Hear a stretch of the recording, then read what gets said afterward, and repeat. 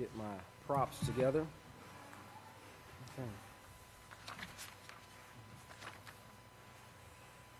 Okay, we are going to be picking up on chapter 35 of the 15th book of Yisrayl, Righteousness Prevails. And, 35. And that's a sermon from 10/31/2015. And it's entitled, Yahweh is in full control of his work. Now, I ask you this, how many of you truly believe that Yahweh is in full control of his work? All right, praise Yahweh. And, we show that by, submitting to Yahweh through his administration that he has put in this house in these last days. We show that by being in unity with the work that Yahweh has brought forth in his house in these last days. And like Yeshua said, not anxiously worrying about anything. Let Yahweh take care of these things. Well, he's in full control of his work, showing to his house detailed prophecies in Numbers and Scriptures. Detailed prophecies in Numbers and Scriptures. All right. So we start off here. Pastor was talking about some of the articles that was brought out prior to him getting up to speak. And he said, the world is going down. The house of Yahweh is on the rise. And that's what the world is doing right now. It's not able to stand on its own. It doesn't really have a leg to stand on because the legs that it has been given, symbolically speaking, of this great beast, they don't, it's like iron and clay, as Daniel talked about. They can't hold together. And as a result, because of the iniquity that has taken place from this beast that sits on 7 hills that is teaching the entire world, right? Because of iniquity, as Yeshua said, the love of many will grow cold. Well, as a result, there's sickness, there's disease, there's confusion of the mind, and many other things that are taking place that is bringing the strength down. In fact, if you have your Book of Yahweh, and you can turn, and if you don't, you can write it down, in Moshe, chapter 3, and verse 11, just to go right along with this first statement that Pastor mentioned about the world going down. In chapter 3, verse 11 of Moshe, it says, Therefore, this is what Father Yahweh says, an adversary is surrounding the land. Well, in Isaiah chapter 14 and verses 12, 16, and 17, we see the testimony that Yahweh gave the prophet Isaiah to write concerning the adversary of the people of Yahweh and the adversarial system that has come against the people of Yahweh, the work of Yahweh that's in this entire world, but it's under the guidance and inspiration. Remember Romans 6:16, whom you yield yourself as servants to obey, whether you realize it or not, whether you realize you're serving Satan or not. If you're doing the things that Satan teaches to do, then you're serving Satan. You're that person's servants, whether of sin which leads to death or obedience which leads to righteousness. But Moshe said that there's an adversary surrounding the land, and he will bring down your strength. Bring down the strength from the people. And if you tie that into what Shaul wrote to the Romans in chapter 1 of verse 16, and he was referring to the message of Yahweh being the strength of Yahweh unto life everlasting, well, that power, that adversary was teaching people, you don't have to keep the laws of Yahweh. You don't have to go up to Jerusalem to keep the feast. Pay your tithe. No, you don't got to pay your tithe. You are the work of pay your tithe to yourself. I heard that, believe it or not, that was actually a teaching at one time. Not from the house of Yahweh, of course, but from people who turned against Yahweh and his house and his work. But this is that adversary and the adversaries who follow her, which is surrounding the land, and it's no different now. But the difference between us and the children of Israel at that time is our strength is not being brought down because we trust in Yahweh and we do everything that Yahweh commands us to do. So we have strength in the midst of all this darkness, in the midst of a weak and dying society, because we believe in Yahweh and we believe into the one sent. Remember what Yeshua said, that this is the work of Yahweh, to believe into the one sent. And this is a part of Yahweh having control over us and over everything we do when we completely and totally submit ourselves to Father Yahweh. Well, if you just write there for your notes there in Revelations 12:9, it also shows how Satan has deceived the whole world. Well, the house of Yahweh, on the other hand, is going up. And I'll read that one right quick there in Chagia, the book of Chagia. Oh, wow, pretty sure I'll turn right to it. And verses 7 and 9 through 9, let's see, 7 through 9, it says, "And I will shake all the nations, and the most desired thing of the heathen will come." We'll tie that into Genesis chapter 11, where Yahweh said that, I'll go down and I'll do this one thing, but after this, nothing that they desire to do will be withheld from them. Well, you got that, and you've built up, 4,000 or so years up to the time period where now we're at sin reaching its peak. The desired thing of the heathen is far excelled what they were doing, in the days of Abraham and the days of Isaac and so forth, because with the increase of technology and the decrease in morality, we have just a fireball of death and destruction that's awaiting us, and it's going to be necessary for this 1 hour burning to kill off some of these bugs, these microorganisms, these gods newly come up that Moshe talked about in Deuteronomy, because mankind has created these things through the abundance of their iniquities, through the abundance of their rejecting or pushing aside of the laws of Yahweh. But he says it's going to come, "And I will fill this house here, with glory, says Yahweh." Yeah, the silver's mine, the gold is mine, says Yahweh of hosts. It all belongs to Yahweh. He created it. But in verse 9, notice this. It says, "The glory of this latter house," notice the notes down there, Isaiah 2:2 and Micaiah 4:1, speaking of the house of Yahweh that will be established in these last days. We know the last days is a time period when mankind will be able to destroy all life from the face of the earth. Never before has that ever been in the history of mankind. They could have lit all the clubs and threw all the fiery cannonballs at their enemies and would not have destroyed all life from the face of the earth. In addition to that, they couldn't have blocked out the sun. They couldn't have done that with all the medieval type weapons, and they thought it was great technology at that time. Cannonballs, wow, we can put this big lead thing on a sling and sling it right over the walls of our enemy, and we can, hit them with fire or give them a black plague, or remember they threw dead bodies over the wall and so forth.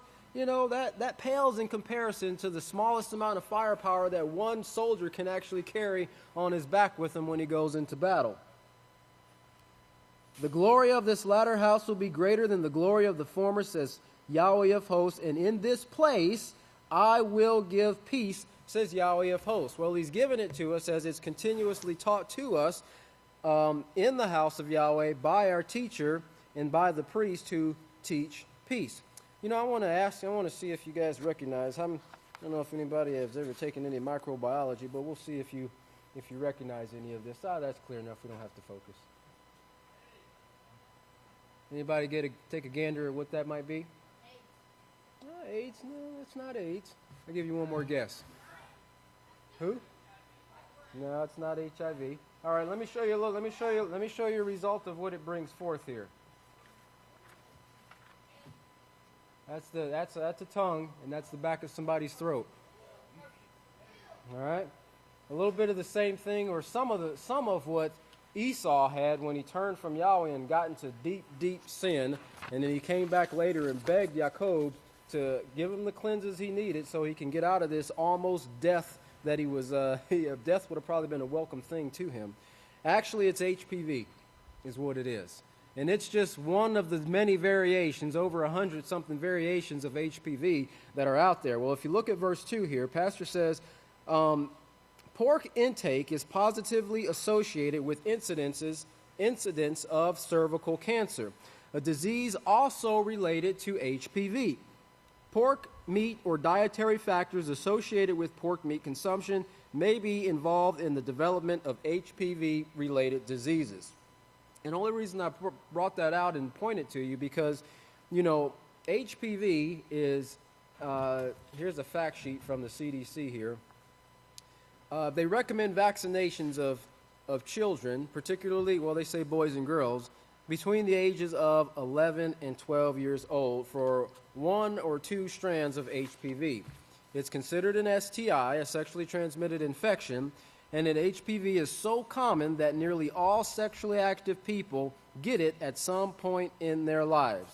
And think about the morality of mankind and how great that activities of mankind of Leviticus chapter 18 is occurring right now. Well, it's greatly related to HPV, but we're talking about cervical cancer in pork.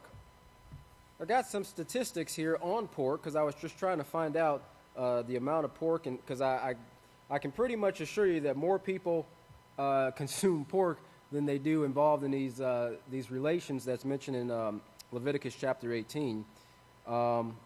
In the United States, I'm not going to read all of these, but just to give you a little idea of the pork industry, because, you can't get these things. Remember what Pastor talked about, how certain of these diseases can open the doorway, right, by weakening the immune system, putting bugs in your body that were never intended to be there, but it also weakens the defense system that Yahweh gave you to begin with, which your body could fight these things off, and Yahweh gives certain cleanses or certain things you can do so that you could be clean at a certain time.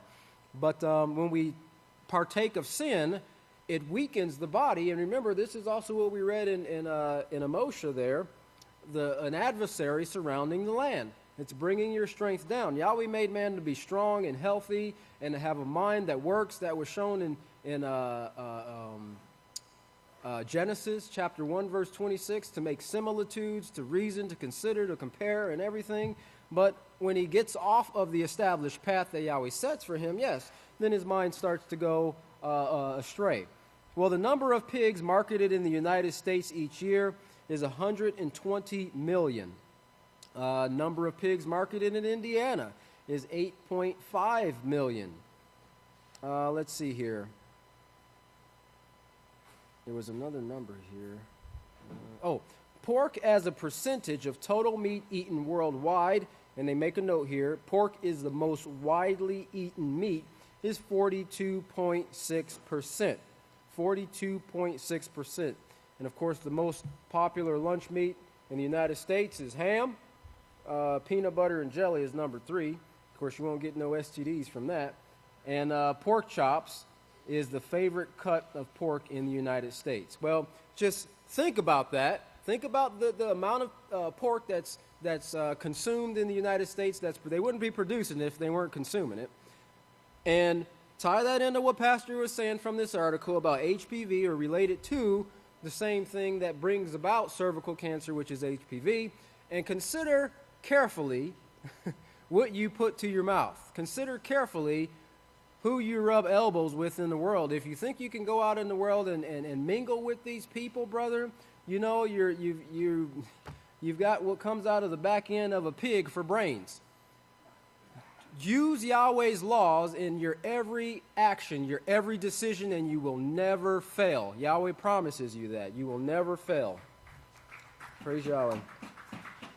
So anyway, Pastor goes on. He talks about some of the things that take place in the world with the pork industry and the uncleanness. He talks about the pharmaceutical industry and the amount of money that they generate from that.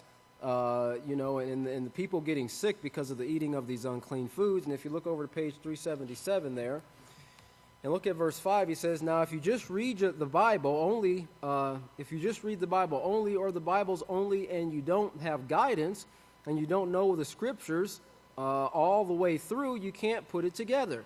But if you listen closely to the sermons here, you'll understand." And that's why you got to have guidance, because otherwise you'll be thinking, Peter was shown a white sheet, and that shows that you can eat all the unclean things that Moses said you can't eat. Of course, Moses lived in the Stone Age. He didn't know no better. We got pigs that are raised on concrete now. They're not in that dirty mud. They're washed and they're grain-fed, so they're healthy. They're organic pork. You know what I mean? No, what was will be again. They followed the same laws that Moshe taught the children of Israel, and Yeshua Messiah did the very same thing in teaching his disciples and the apostles. Well, in verse 6 here it says, well, Yahweh is controlling his plan. From the very beginning, he showed you this plan. If you remember, we're not going to go through all these scriptures for time's sake, but you can write them down. Yachanan 1, verses 1 through 3, talks about the plan of Yahweh and what Yahweh had from the beginning. In Genesis 1:26 says what Yahweh was actually going to do in making mankind in his image and likeness. And we hear those scriptures 100 times, 1,000 times a year maybe. But do we really allow it to sink in and think about every situation that we're in and take into consideration how we respond to those situations? Are we going to allow, is this Yahweh is this us allowing Yahweh to make us in his image and likeness? I remember Pastor specifically saying, you have to let Yahweh make you in his image and likeness. You can't fight resistance. You can't fight rebellion. And Spirit Holy can't fight against that. And that's what Yahweh is working to put in us with his laws. Yochanan 6:63. Well, so Yahweh's in full control, and he showed this from the very beginning, Isaiah 2:2, the establishment of the house of Yahweh, Revelations 10:7. All these things are going to be revealed in the days of the voice of the seventh Malach, and of course, Zechariah chapter 5, verse 11, we find that there's going to be men that's going to go and establish the house of Yahweh in the Babylonian land, which did not yet exist. So we see these bits and pieces. These are just very,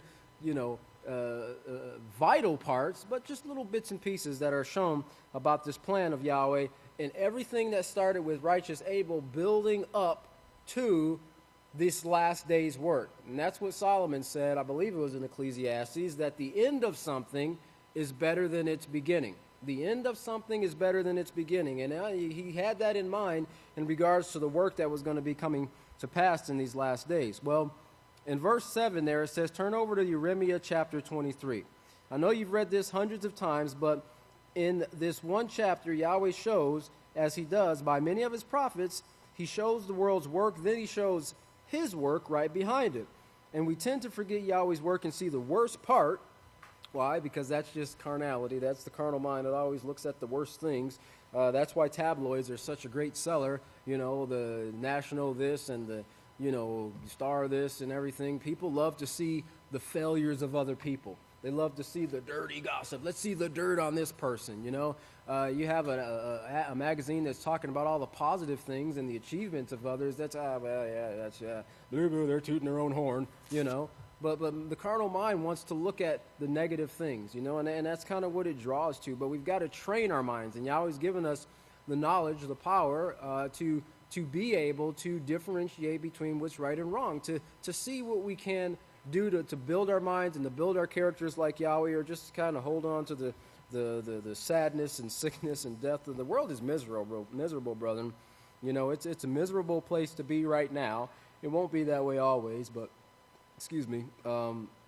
it's just people are sick and they're dying and they're filled with hatred and so forth. But we're going to turn that all around. But this work is going to bring all the things that Yahweh has promised. He's going to bring it through you. You're his house. You're his instruments that he's using. And of course, if you remember back what Yahweh told Abraham in Genesis chapter 12 in verses 1 and 3, where he said that he told Abraham, through your seed, and I will bless those who bless you and curse him who curses you, and in you shall all families of the earth be blessed. And we are Abraham's seed because we do the works of Abraham. And this kingdom is being built up from Abraham's seed that's going to bring the blessing of the laws of Yahweh, the peaceful solution to all the families of the earth. And that's the blessing. Not we're going to pour out wealth to everybody, but a wealth of knowledge that will make them rich in righteousness. And he says, praise Yahweh, you're the instruments that he's using, and he's going to bring this to pass through you. You're the workers, because this is called the what? The what of Yahweh? The work of Yahweh. And also the work is our what? Our reward. So we know that by the sweat of our brow, right, and through much tribulation, we'll enter the kingdom. So we got to set our minds on that, man. It's not a bed of roses here, there's nothing wrong with roses, but let the roses be for the women, Set our mind on getting our elbows dirty and our knees dirty and our feet dirty and, our getting our hands, put your nose to the grindstone. I don't know if it's your nose, but put something to the grindstone. Be careful what you do. It might rub it off. Remember, the Hawkins had such big noses because they kept them out of everybody else's business. And that's what we need to do. You're the workers, and you will always be, notice what he says here, if you will just hang in there. Matthew 24, verse 13 says, blessed are those who endure unto the end. And on Jeremiah 23, if you have a King James Version, Pastor says they changed it to take the name Yahweh off the end of it, of Jeremiah 23:1. He says, woe to the pastors, the shepherds who destroy, that is, they destroy, that's what they're doing now, who destroy and scatter the sheep. Now, whether they're members of the house of Yahweh or not, they're still Yahweh's sheep. And there is a potential, as long as a person is alive, a potential for that person to turn to Yahweh. And this is another reason why we need to be very mindful about how we treat the people in the world, because we might say, well, we're plundering the Egyptians or whatever. No, they're not house of Yahweh. No, they're Yahweh's, Now, Yahweh's not dealing with them right now. He's only dealing with his house, but all the earth belongs to Yahweh. And if we go and mistreat somebody in the world who doesn't know any better, and that turns them away from the house of Yahweh, it's possible that we may be judged for that. As much as it is within your power, live peaceably with all men. As much as it is within your power, and you have the power to live peaceably with all men, you just have to make the choice. And sometimes you just have to withdraw yourself if you can't, if they choose not to. But I'm not telling you to go mingle with the world and try to be peaceful with them, but, we have to deal with the world and interact with them in certain things, but just be mindful of your conduct. Well, Satan is leading the world today, as you can see from the scriptures in verse 9, and then it says, and her main instrument is the Roman Catholic Church, who has, of course, ties to these 170 countries, which are, selling these drugs and making this pork and bringing in all these money and teaching iniquity. In verse 10 it says, woe to the pastors, shepherds, who destroy and scatter the sheep of my pasture, says Yahweh. And that's, of course, what they're doing. They're scattering them. They're scattering them not only throughout the land, but they're scattering their minds and their focus away from the Holy Scriptures. They're teaching them that to be evil, as Genesis 3:5 says, to be evil like the gods. Now in verse 13 on page 378, it says, whose minds are screwed up. Now these are the kind of maniacs we're dealing with here, the people who killed millions of people, whose minds are screwed up from eating pork and fulfilling the lust of sodomy. Their brains are so twisted they can't give a civil answer at all from the inside of their heads. Now they are the ones running the world, leaders of the kings of the earth today. We just saw in the news them in their alleged Texas legislative room there. They're going crazy like a bunch of high schoolers, fighting amongst one another. Well, in verse 14, woe to you. This word woe, it means is used to express grief, regret, distress, a condition of deep suffering from misfortune, affliction, grief, ruinous trouble. Well, that's what we see throughout the world today. And of course, Pastor says here, that's what they're actually doing. They're bringing this upon the people. Same thing they did in 1 Samuel chapter 7, verse 8, chapter 7 and chapter 8. They were bringing this woe upon the entire people. Well, look over here to verse 19. It says in verse 3, but I will gather the remnant. So we saw the negative taking place here. In verse 3 it says, but I will gather the remnant of my flock out of all countries where I have driven them, where they were driven, and bring them back to their folds, and they will be fruitful and increase. In verse 20, and I will set up shepherds over them. Well, that's who you are. That's what you're training for right now, to be teachers, guides, counselors. Everyone needs a counselor in the house of Yahweh. You need a counselor. Counselors over 50s. The counselors over the 50, did you know they had counselors over them? And the counselors over them had counselors over them. You need counselors. We all need counselors. You need supervisors on the job. In verse 21, you need supervisors to say, this is what you need to be working at today. You need that supervisor to tell you. And then you need to humble yourself and stop thinking that supervisor is below you in some way, or, in a situation where a husband is below a wife or a wife below the husband in some way. Get your mind out of that stupid attitude and get it to Yeshua, who humbled himself. He put the lowest towel that he could get, the towel of a slave, and he started washing feet. We did that not that long ago, man, at Yeshua's memorial.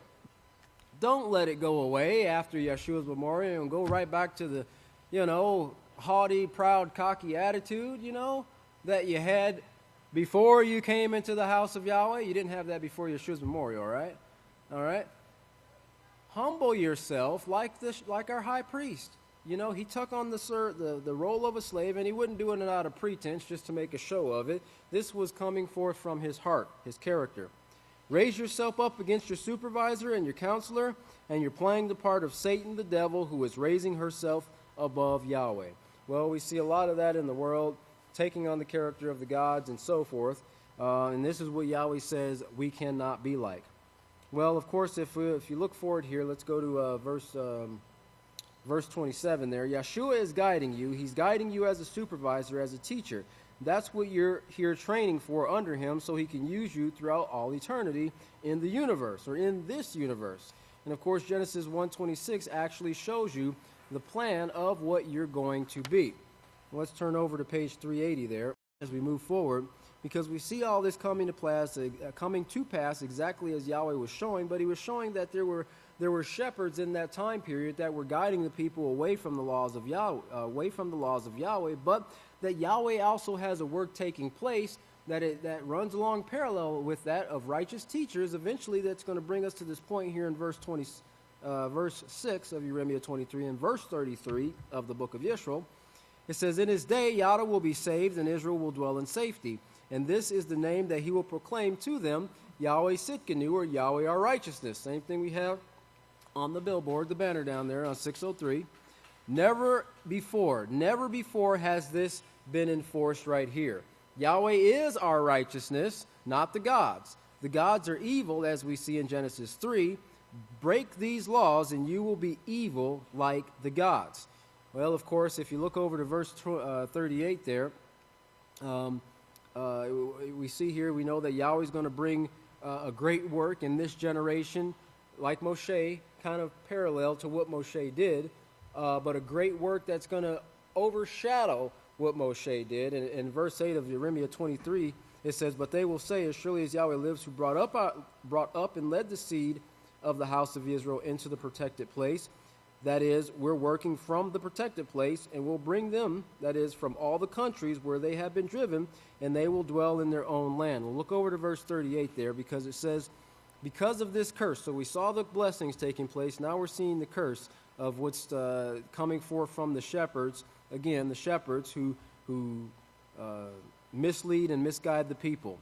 Well, verse 10, because this curse, the land mourns, the pleasant places of the wilderness are dried up. Their conduct is evil like the gods, whose might is not righteousness in 1 Yochanan 3:4 says sin is the breaking of Yahweh's laws.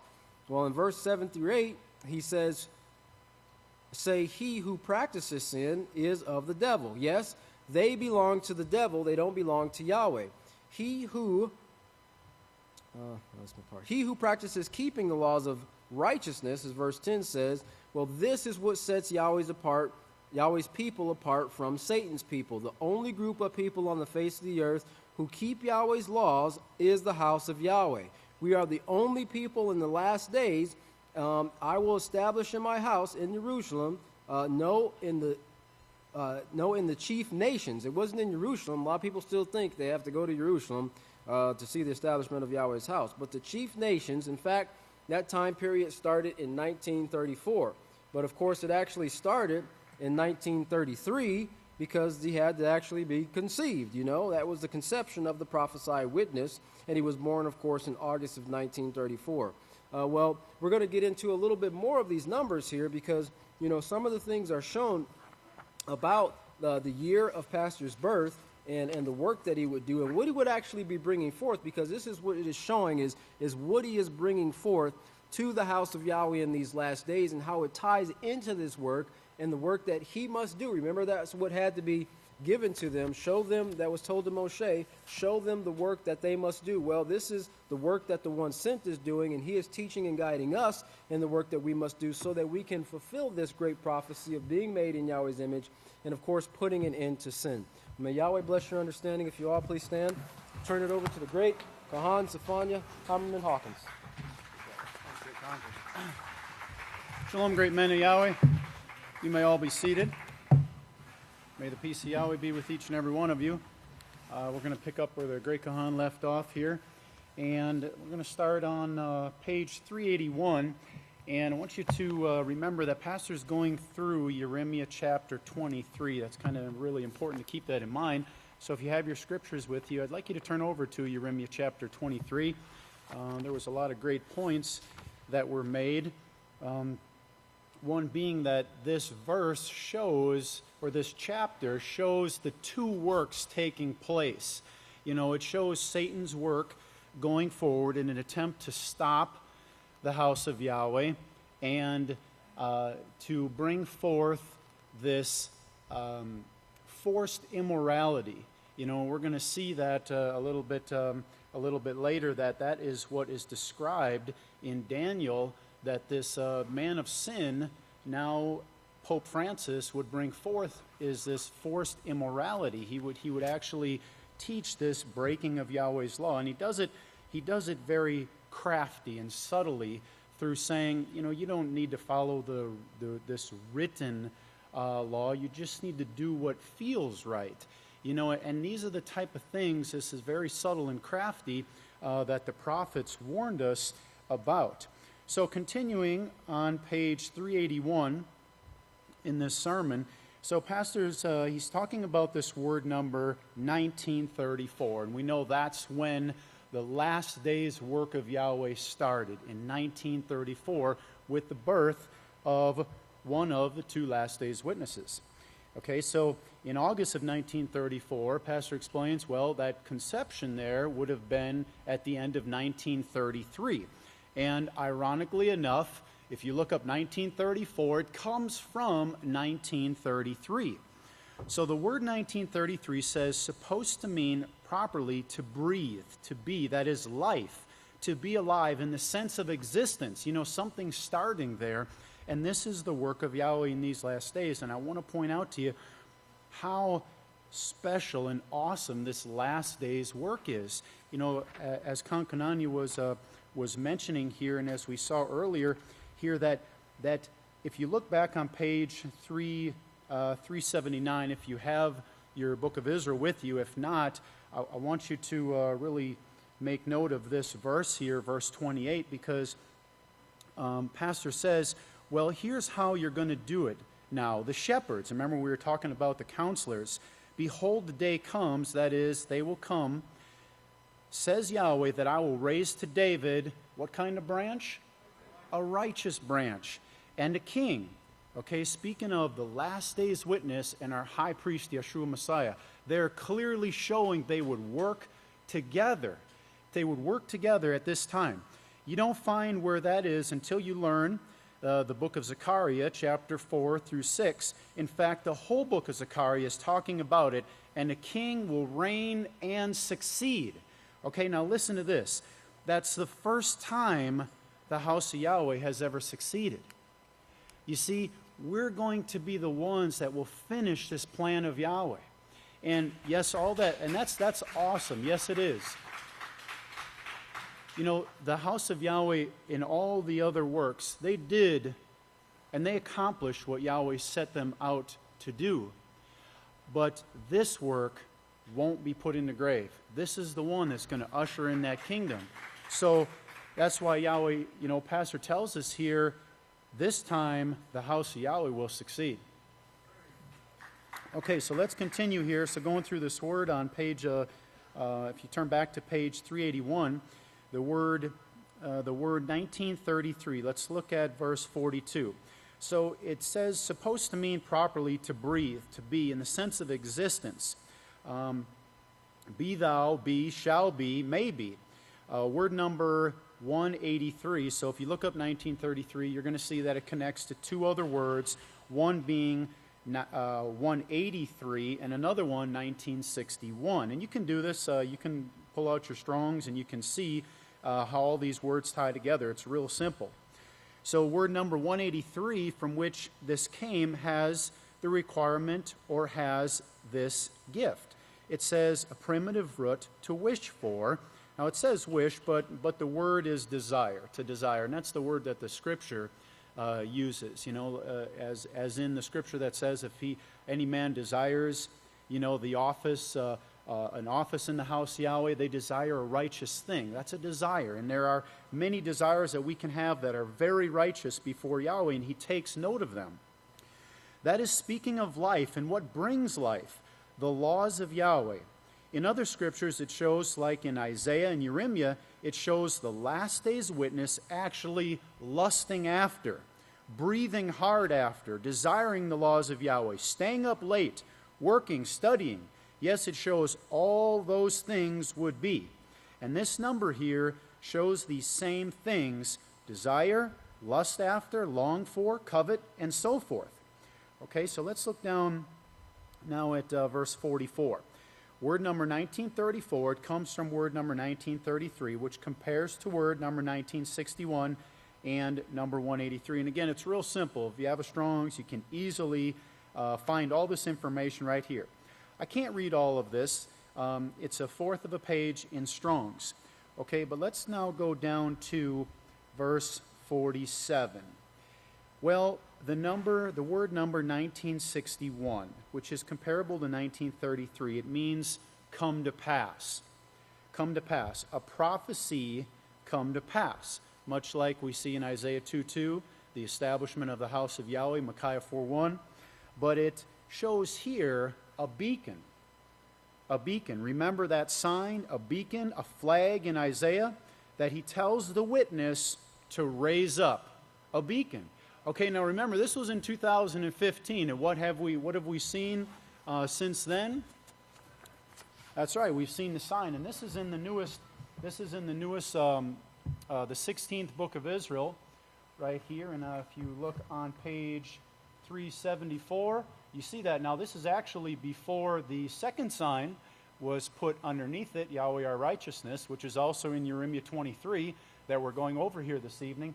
But notice the quote here at the bottom: we're the only ones on the face of the earth who hold up. Not only do we uphold the laws of Yahweh, but we hold them up, the Ten Commandments. Okay, and this is an example here of what this word actually refers to, this beacon, come to pass, and telling the witness, raise it up, let it be a sign, show it to everyone, and that's what we've done. Okay, let's turn the page here, and continuing on let's look at verse 48.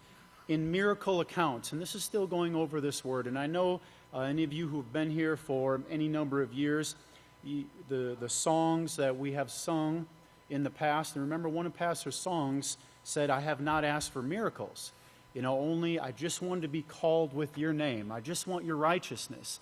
And this is important for us because we're not going to have these, yes, we will see the power of Yahweh, and we'll see it, we should see it already, but we won't have these miraculous signs like they had in the coming out of Egypt. And I just want to be careful how I say that. We need to believe without seeing. We have to get to that point to where we believe without seeing. And we'll see here in Hebrews chapter 4, a very important scripture, that this is what it comes down to. It comes down to our belief. It's a choice that every one of us have. We have to hold on to that believing mind, and we should be very, very thankful to Yahweh every day because we're a very, very small group at this time. Okay, and a special opportunity is allotted to us right now. Never again. Okay, never again. It's right now, and we have to take hold of it. So there's a couple other points here made. But as Pastor said here, I told Yahweh I wasn't asking for miracles, and I never have.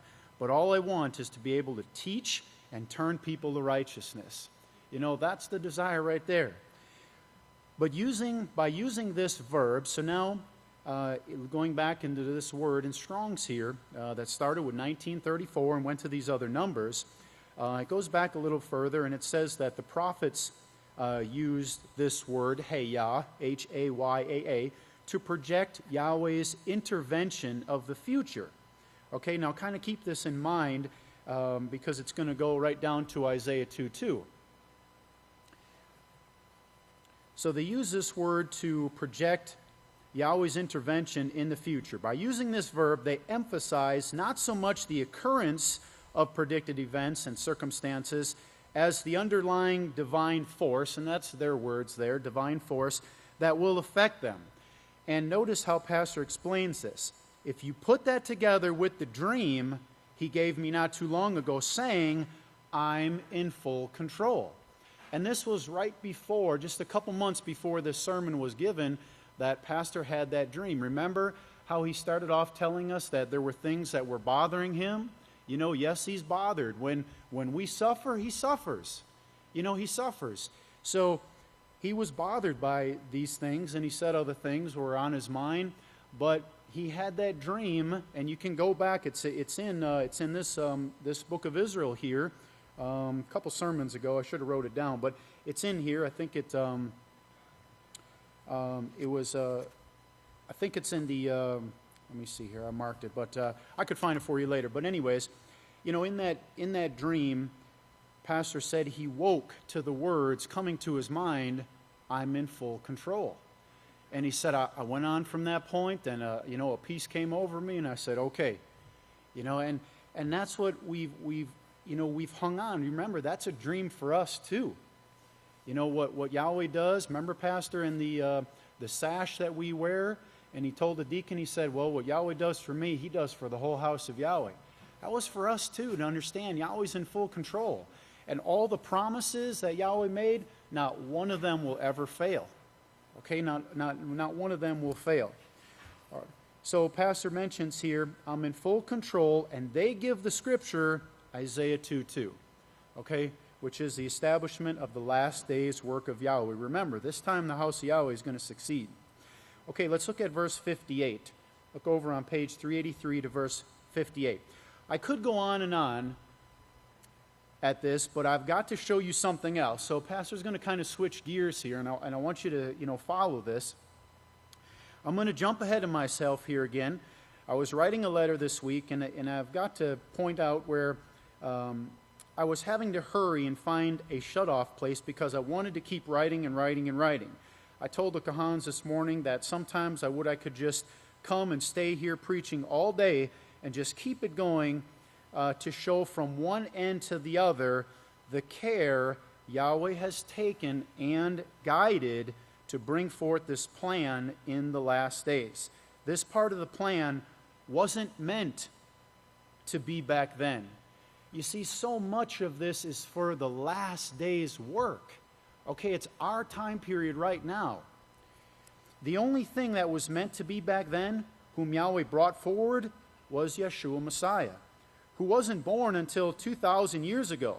Yeshua Messiah, he's it. He laid the foundation, remember, he put that firm foundation there.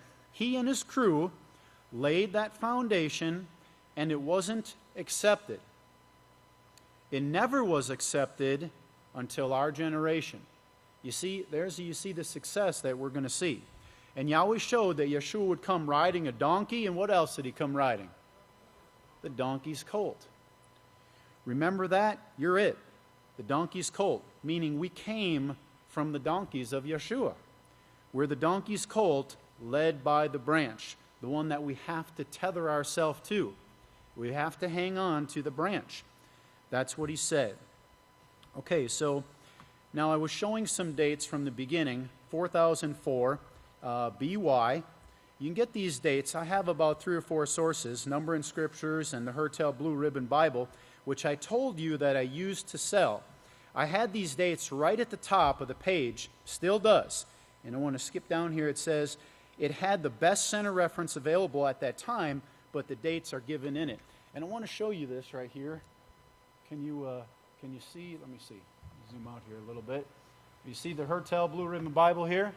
I want to show you an example here of what Pastor is referring to. I don't know if I can zoom in enough, but I got it underlined. You see right up here it says, before the common year of Yeshua, 404 BY. You see that? Everybody see that? That's what Pastor is referring to here, the dates. This is one of the sources that he mentioned. And this is the center reference here in the middle, the center reference. Okay, and the dates are throughout here, this book. And if you've got one of the latest Books of Yahweh edition there, you'll see all those dates are in there. Like if you turn to 1 Samuel chapter 8, you're going to see there that there was about the year 1112, where they said, you know, we don't want a priest anymore. We want to be like all these other nations. They rejected Yahweh. Okay, so those dates are in there, but that's what Pastor is referring to here. Okay, but at the beginning was 4004 BY. All right, now that's important to note because he's going to add a number to this date right here, 4004.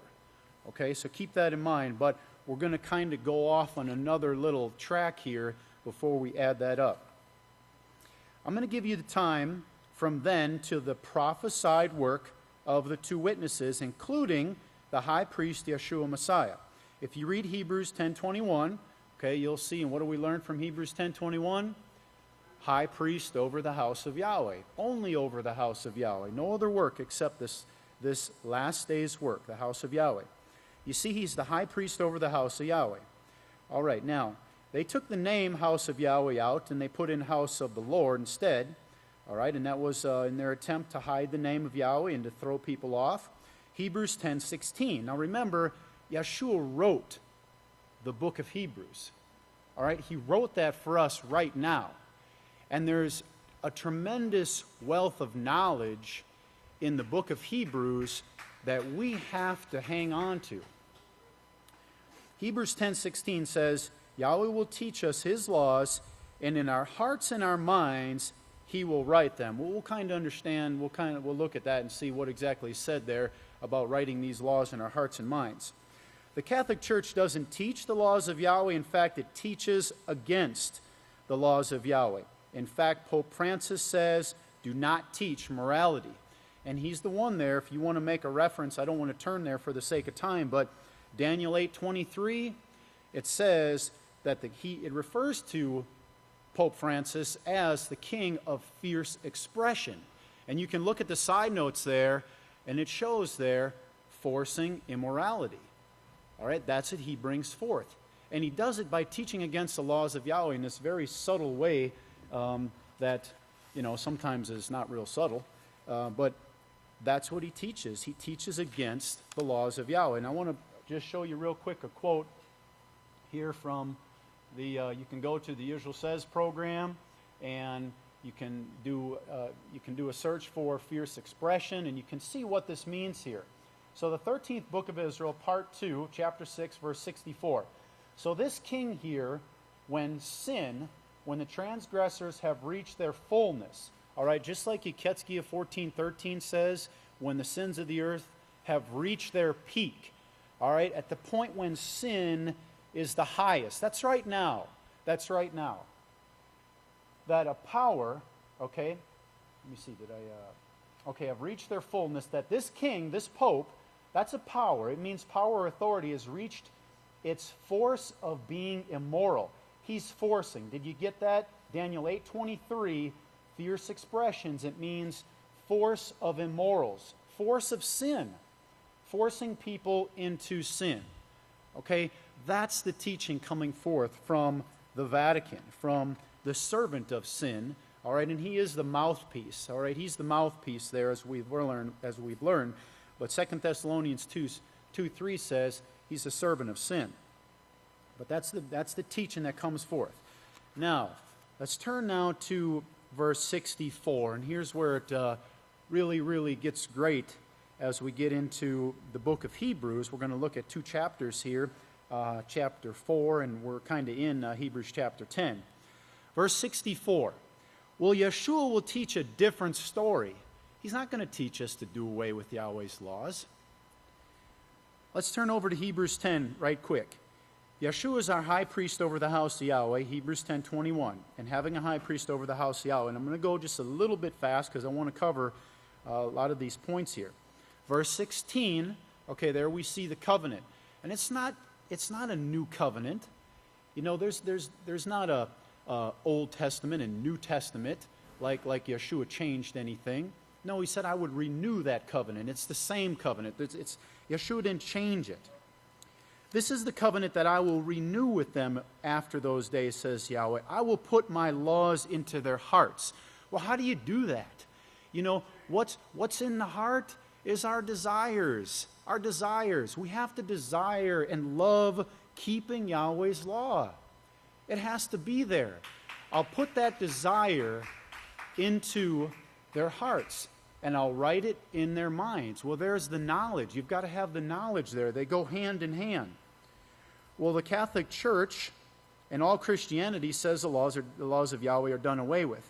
So look at the two sides right there. You see how different they are? We saw yesterday on the film that was really excellent there. We saw that interview with Brian Ross. Okay, you remember that? Well, I had the honor to witness that interview when that took place right over there in front of that stage there. And because you'll notice in some of the pictures, you'll see the yellow railing here in the background. So it took place right over here. And they pick and choose what they want to use from pastor's words there.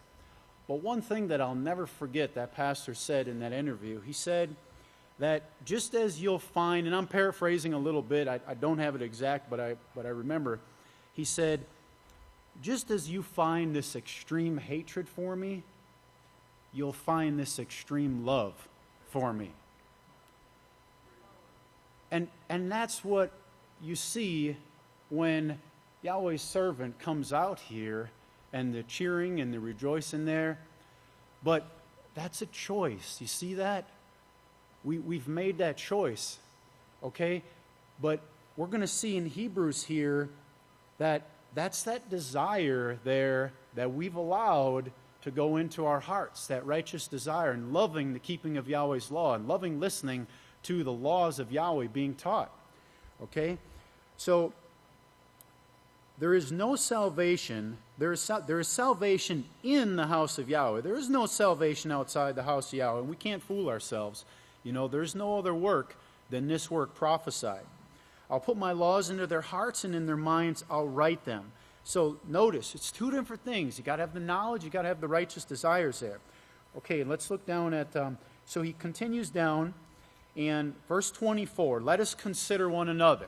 All right, we need to consider one another. How we should do what? Urge one another on. Encourage one another. Bring joy to others. Bring joy to others.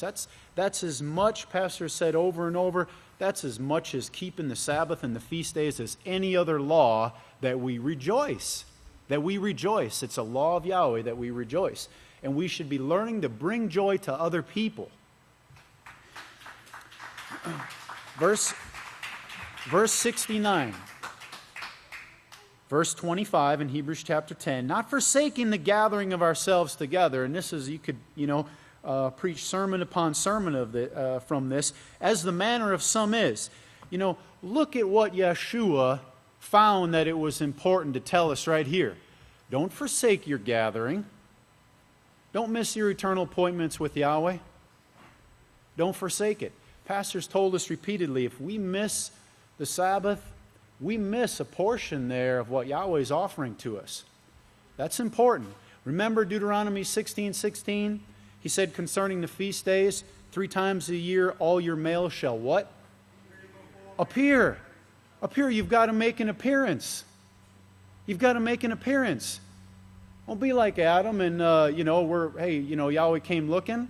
All right, where was he? How come I didn't see you? You've got to appear. So Yeshua knew the importance of this gathering, the eternal appointments that we have to have, as the manner of some is, but exhorting one another, and so much more as you see the day approaching. For if we sin, and Pastor says, if we don't keep these days, if we don't gather together in front of Yahweh, not forsaking the gathering of ourselves together. For if we sin, if you don't celebrate these days at Yahweh's house, you're practicing sin. And listen, this is very, very different from being held back at this time. We know many of our brothers are being, and families are being held back. That's different. That's very, very different than us not being here because we chose not to be here, not to make that appearance. For if we sin willfully after having received, after we have received the knowledge of truth, there no longer remains a sacrifice for sins. That's the reason Yahweh, when He offered it to Israel, the 12 tribes, and they refused His Sabbath days, what did He say? You will not enter into my rest. Yes, that means keeping the feasts and the Sabbaths, but it also means you won't enter into eternal life. Okay? And that's right from the Book of Yisrayl. In fact, right here. Let's look at this. Let's look at this right here. The 13th Book of Yisrayl. Let me see if I can see it right there. Let me read it real quick. Chapter 22, verse 99. Now, verse 24. So he drove out men, and he placed cherubim at the east of the Garden of Eden, and a flaming sword. And here's more sermons, but just take it for what it says right now. Flaming sword which turned every way to guard the way to the tree of life. So Yahweh put man on trial. We're on trial. We're on that sea of glass right now. He said, now you've got to prove yourself to me before you'll ever get into my kingdom or enter my rest. His rest being, of course, eternal life of perfect peace. I'll jump ahead just a little bit. That's the rest that's being talked about here. You know, yes, it is there is going to be an aspect of the physical rest. You know, I know you're tired. I know you're hurting. I'm tired and hurting too. But we won't enter into the rest of Yahweh if we don't follow these laws of Yahweh. It's that simple. You can't make it without it. You'll never enter into my rest, Yeshua said.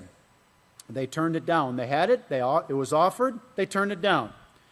Okay, but a certain fearful expectation of judgment and fiery indignation will devour the adversaries. Now he's talking about gathering. He's talking about gathering yourselves together. Okay, and I can see we're not going to get all the way through it, but I want to point out something here. So we're going to go now to Hebrews chapter 4, and I really would encourage all of you to finish reading the rest of this sermon here. But in Hebrews chapter 4, I want to point something out here because as one of the young speakers said the other day when they brought up about Thomas, you know, they all eventually believed. But Thomas had to do it. He had to see. Okay? So he had to see before he believed. But look at Hebrews chapter 4 here, verse 1. Therefore, since a promise of entering his rest remains, yes, it remains, let us fear so that none of you should come short of it. And, you know, it's not that we're fearful, but, you know, put it in, get going, get in action. For this message was preached to us as well as to them. Okay, so what is the difference? What is the difference? What's the difference between us and them? But the word which they heard did not benefit them. Why? Why didn't it benefit them when they heard it? Because they did not share in the faith of those who believed. And if you look at the side note there, they didn't believe. They didn't believe. They disobeyed. They didn't believe. You see, we have a believing mind. But there are things that Yahweh tells us that will kill your believing mind. If you let a root of bitterness grow up in you, it will kill your believing mind. It'll wipe it out. It'll wipe it out. And you'll forget everything, the whole reason you ever came here, the foundation that Yahweh brought you here on. You'll forget it because of a root of bitterness.